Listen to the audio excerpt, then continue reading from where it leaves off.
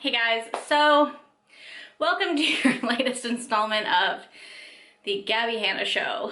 So if you've been keeping up, I have been watching Gabby's videos and kind of reviewing them here in large chunks on my channel. However, her last video deserves its own installment because it is just so absolutely insane. Going into this, I had never watched a Gabbie Hanna video. I had heard of her through other dramas, but I really had no opinions of her. And I have tried to stay very neutral on this. You know, I have given Gabby, props when she deserves it. I have, been on her side when she deserves it. And I have, tried to stay as neutral as possible. Now, I knew the Jessie Smile situation was going to get out of hand. I think we all had high hopes that Gabby would apologize, that Gabby would take some time and reflect. Now that I've seen her content, I clearly was just living in my own world with that one. I thought that Gabby could come together and make a statement and understand that what she did in the past was RAPE apology and that she shouldn't have done what she did do, but here we are. Instead, Gabbie Hanna dropped the entire 3-hour phone call with Jessie, which yes, I listened to and I will discuss today, and then also a video about it. So I want to dive into that. Before you get into this video, subscribe to my channel up every Tuesday and Thursday. So let's go back to the beginning because I think it's very important to discuss the chain of events that led here. I know a lot of people are up on it, but a lot of people are not. So editing Kayla here. In this part of the video, I describe everything that led up to this, but I just feel like I took too long and it made my video too long. So I'm gonna give you guys the Sparks notes real quick here to just wrap everything up in a nice little bow. If you want to do more research, it's out there.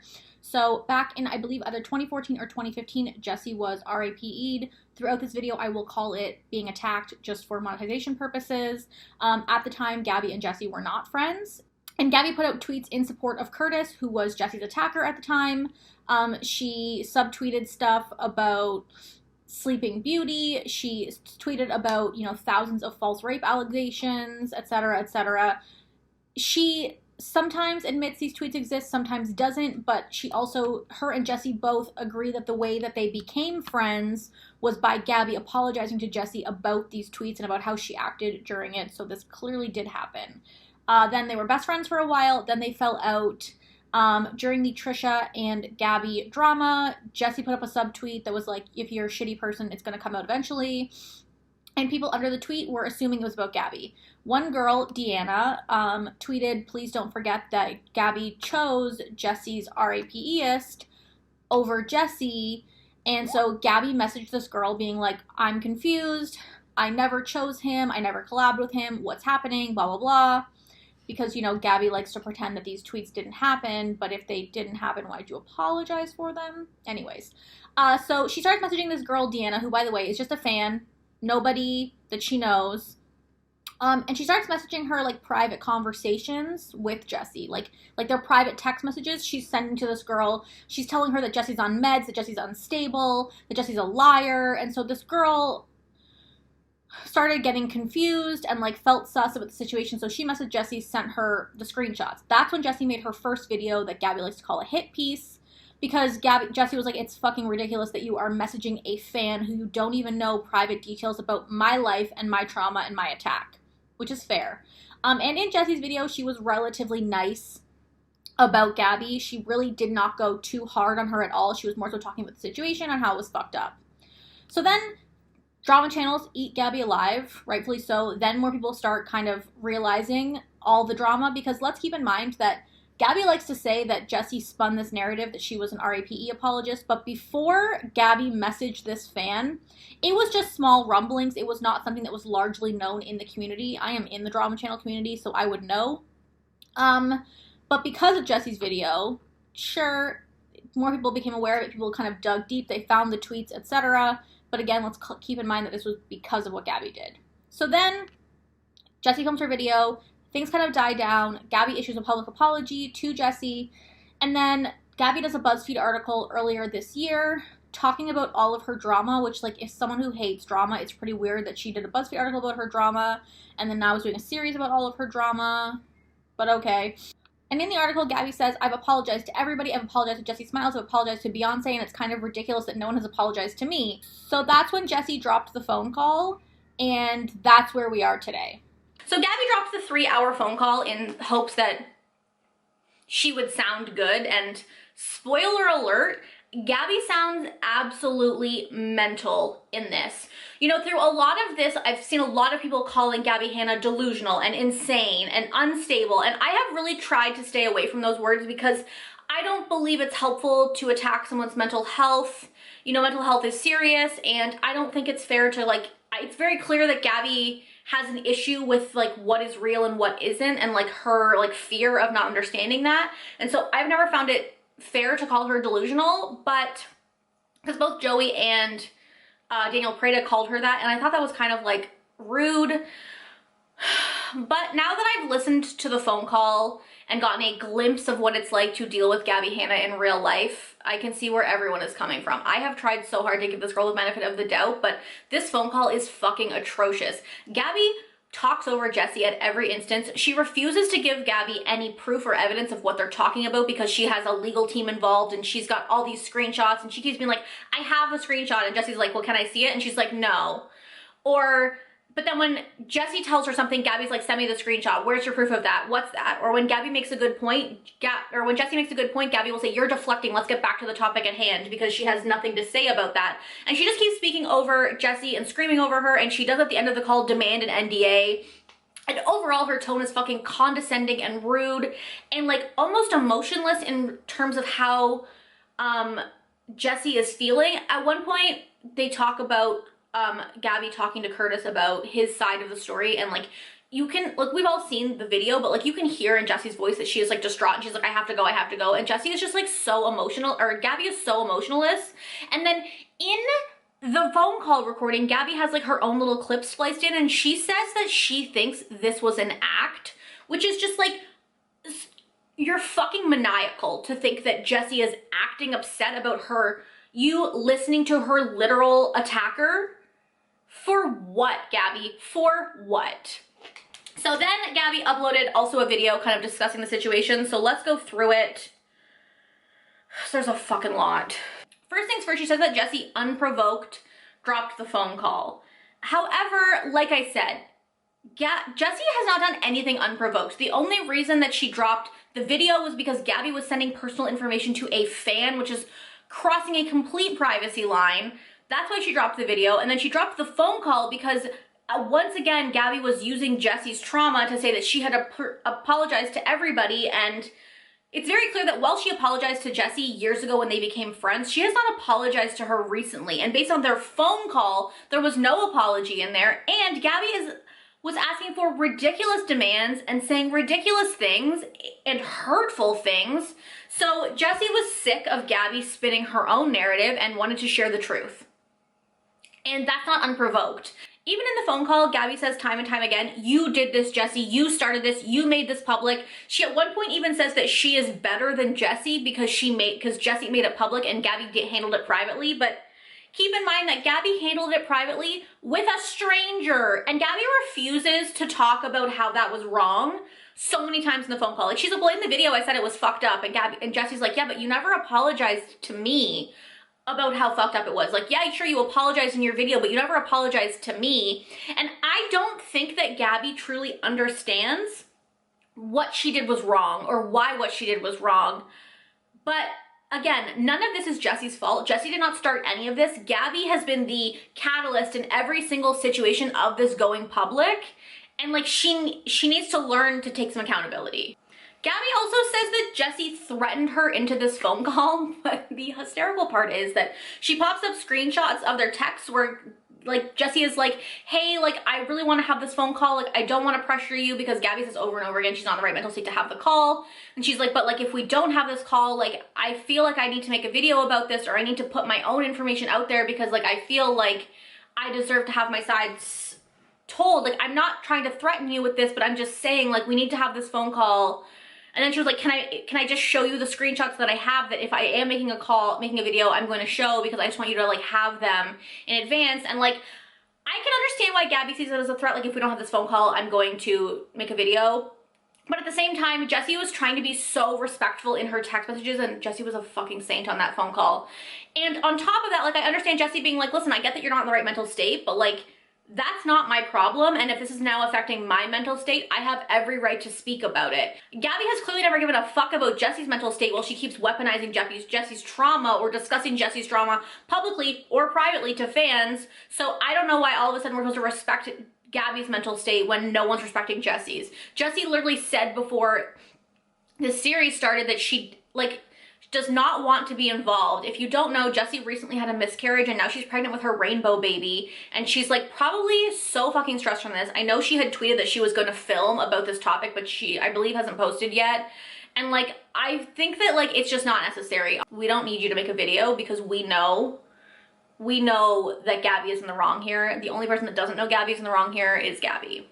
As said in this video, when I recorded this video, Jessie had not uploaded her video yet. She uploaded it last night after I recorded, and so I watched it this morning, and I still stand by what I said in this video where, like, Jessie did not need to upload this video. We all, like, Gabby did not come off well in the phone call or in Gabby's video, so Jessie did not need to film this, but I would highly recommend you go watch Jessie's video.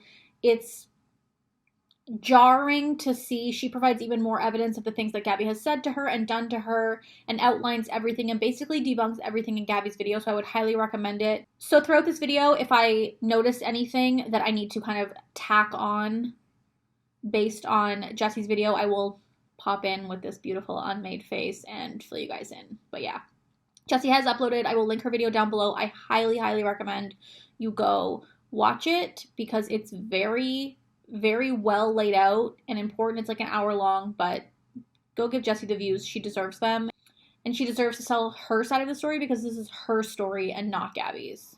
Also, in Jessie's video, she says that Gabby and Curtis spoke in person, and then Gabby on the phone call, like, is so hung up on the fact that that's a lie in the video and that that's wrong, that they talked on FaceTime. And like, okay, first of all, it's semantics. It doesn't matter where you spoke to Curtis. What matters is that you decided to hear an attacker's side of the story who attacked someone who used to be your friend. That's the problem. But on top of that, is it just me, or would talking to him in person somehow be better? Like, if you got cornered at a party that you didn't know he was at and he was like, I need to tell you my story, I need to tell my story, and like you felt awkward and weird and like you didn't know what to do, because like not everyone is as abrasive as me who would kick him in the nuts and tell everyone he was a RAPeist. But like, that to me is a more like reasonable story than him texting you, asking to FaceTime call you, and then you answering a phone call from him with under no duress and like choosing to talk to him for God knows how long. Like, to me, that is so much worse than getting cornered at a party and being forced to listen to his bullshit. I mean, either way, it's trash, but I'm just saying, like, the phone call, it does not make you look better, Gabby, so, like, I don't know why you're so hung up on this. It's, like, the only morsel of, like, inaccuracy in Jessie's video, and she is hanging on to it with every last bit she has. And also, then Gabby goes on to say that Curtis Lepore is a human being, and every human being deserves to be heard, like, just like in the court of law.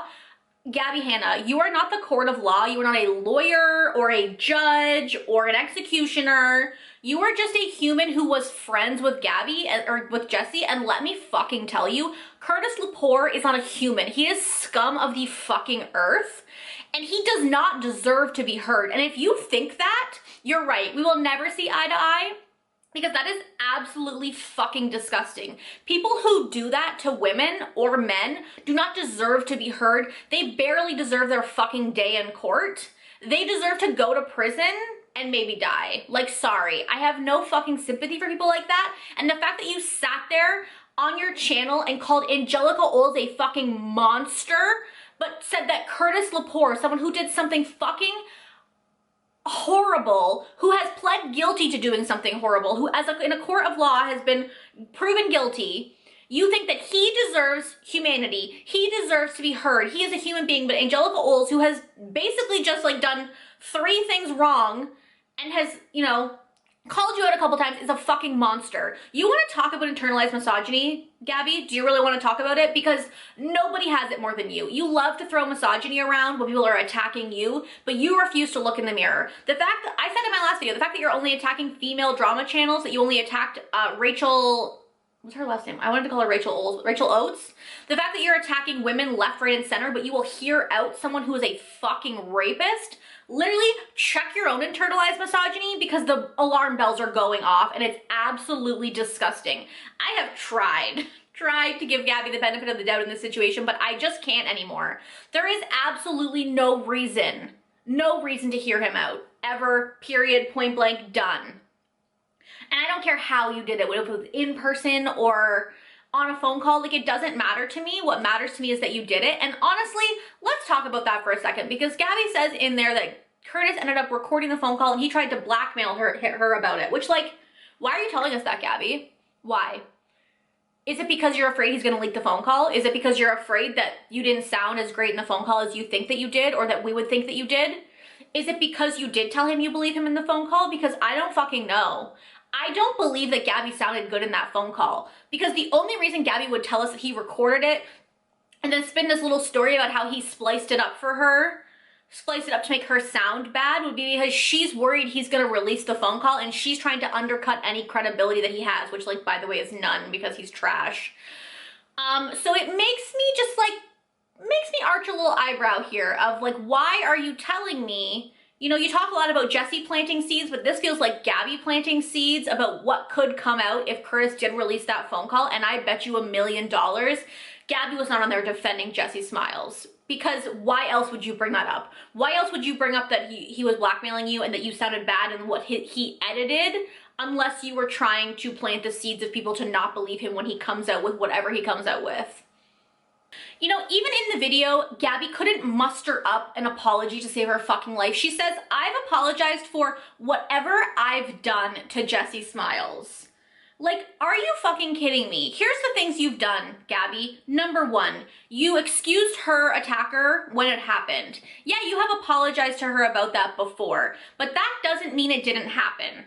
Two, you DM'd a fan private information, calling her a liar, sharing her private text messages, and also sharing that she was on meds, which I don't care if she has talked about before. I had never heard, I don't know Jessie Smiles, so that's how I learned it, was from your text messages. Number three, you heard out the man who attacked her. Number four, you had this fucking phone call with her where you berated her and asked for an NDA. In the recording that Jessie showed, Gabby is asking for an NDA, and the phone call makes it sound so much worse. Like, Jessie agrees to take her, she said, I will agree that we should both just take our videos down and be done with it. She even agrees on making a public statement together saying, like, we've squashed it, we're over it, let's all just leave it in the past. Because, like, to Jessie, she's like, yeah, Gabby has apologized to me for what she did, but she keeps trying to explain to Gabby over and over again in the phone call. She's like, yes, you apologized to me, but that doesn't mean that what you did was an RAPE apology. Like, you were an RAPE apologist. What your tweets back then, she, like, literally reads her the dictionary definition of what that means. And Gabby still can't wrap her head around the fact that she did it. Like, Gabby thinks that because she apologized to Jessie for it years ago, that it means that she never did it. It's kind of like the Britney Spears situation, Gabby. Because you made those shitty tweets about Britney Spears, you should be standing up for Britney Spears now. And because you made those shitty tweets about Curtis years ago, you should be standing up for Jessie now. And you should apologize every instance. You should, like, why would it be so hard to say, yes, I made shitty tweets when it came out, I wasn't Jessie's friend, I had my own internalized misogyny to work through, and I 100% regret it. Everything I said was 100% wrong. You could talk about internalized misogyny, you could talk about rape culture, and people would be fine. But it's the fact that Gabbie Hanna refuses to acknowledge the fact that she ever did that. Like, she literally said to Jessie in the phone call, you will never convince me that I was an RAPE apologist. But you were. You were. And in this phone call, Gabby asks Jessie to sign an NDA, to put out a public apology that says that Jessie's video had lies in it, which Jessie refuses to do. She's like, I'll say that I mixed up the phone call and the in-person conversation if that's what you want me, if you want me to do that. And Gabby says no, because there's other lies in there. She can't list them, but she said there's other lies in there. But the fact that she is asking Jessie Smiles for an NDA, and oh, by the way, Gabby refuses to sign an NDA. Gabby said, well, I can't sign an NDA because now I'm being called an RAPE apologist, and if someone asks me about it in the future, I have to have every right to talk about it. And Jessie was like, so wait, you want me to sign an NDA, but you won't sign an NDA, so I can never speak about this again, but you can spin any fucking story you want in the public? Absolutely not. The fact that you are asking a victim of RAPE to sign an NDA is so absolutely fucked. And like, again, Jessie was bending over backwards in this call to say, like, I will delete my video if you delete your video. We can come up with a public apology that says, like, we've squashed it, but like, I'm not going to say what I said was lies because it wasn't lies. I will say that I mixed up the two events that you talked about, but that's it. And Gabby was like, Gabby wouldn't take it. She wouldn't take anything. She would only take her fucking ultimatum, or it was nothing else. You know, also, I just want to make two small points. In the video, Gabby says that Jessie Smiles is her abuser, and I just want to say, Gabbie Hanna, you can get literally the most fucked. Go fuck yourself. You don't know what having an abuser is like if you think that Jessie Smiles is your fucking abuser. Like, truly. That is absolutely disgusting to say of Jessie, who has been through so much, who has bent over backwards to try to help you, who literally has never made this public.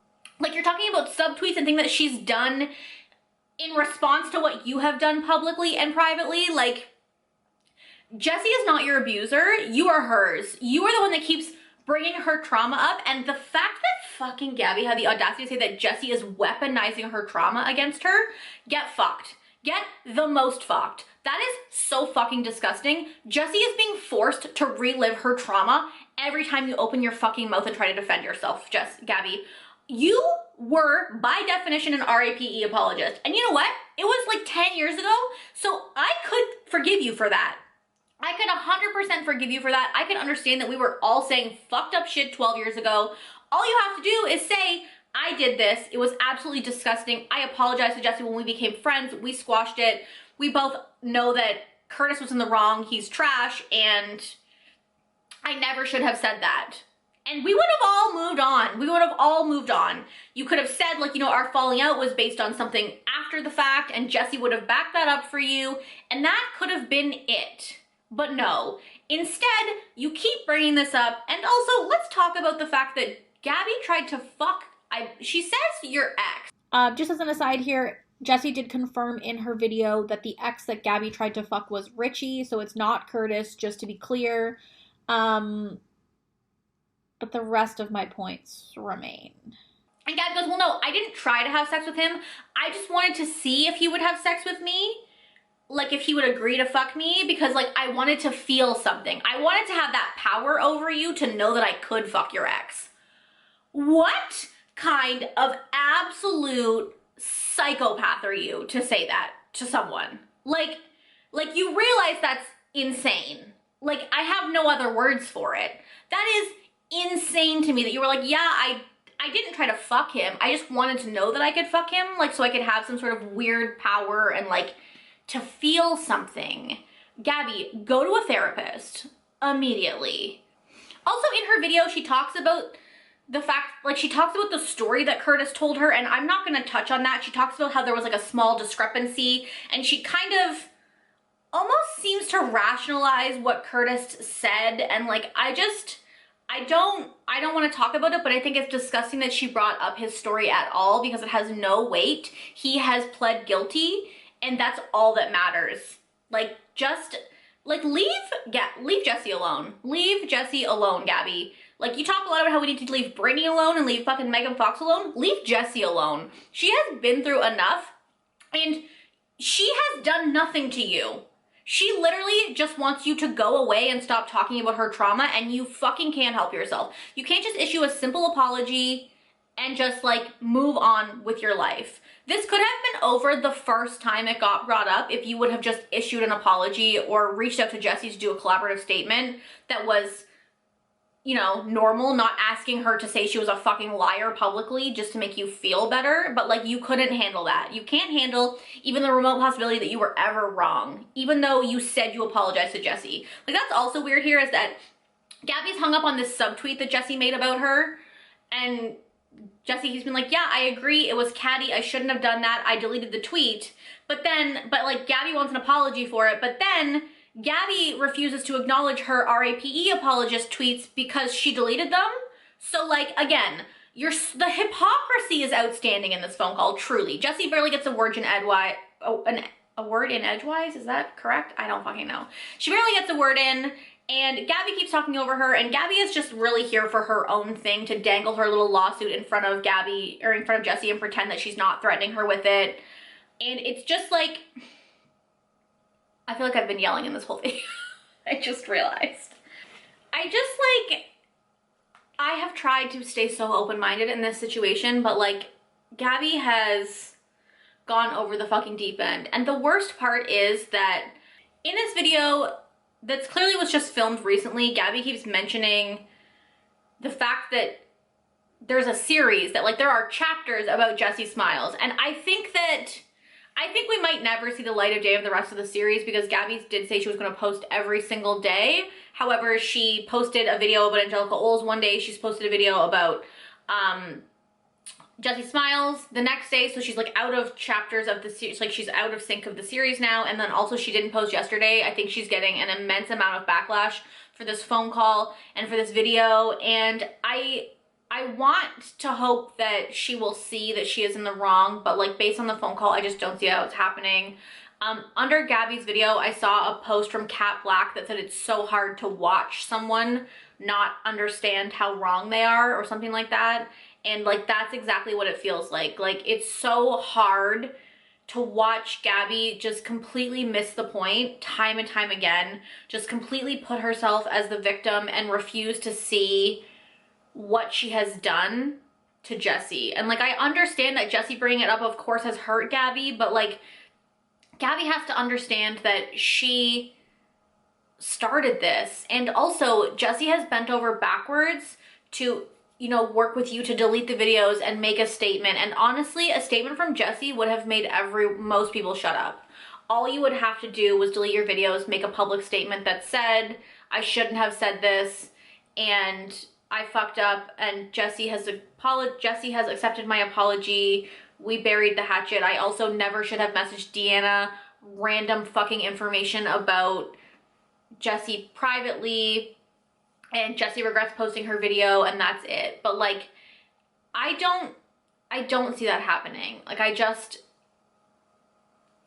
don't, again, in my last video about Gabby, I said, you know, normally I can like say like, well, this is what I hope they do, this is what I see happening from here, but like right now, I don't know what to hope for. I don't know what I see, because all I see is Gabby refusing to see what's right in front of her and refusing to listen to anybody around her. And I don't know who her friends are, but I hope that they look into this further than what Gabby is telling them and find a way to help her see that she's wrong. Because I just like, the phone call and this video were eye-opening to me, because Gabby refuses, like, she just refuses to see anything that's right in front of her. She refuses to see any of her own faults, and it's disgusting that she would say that Jessie Smiles is her abuser.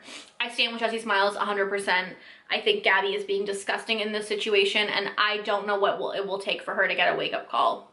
Thank you guys for watching this video. I'm sorry that I screamed for most of it, but like, I was enraged by this whole situation, as I'm sure most of you are. I have nothing else. Thank you guys for watching. Let me know down below what you guys think of this series so far, what you guys thought of the phone call if you listened to it, and I will talk to you guys next time. Bye!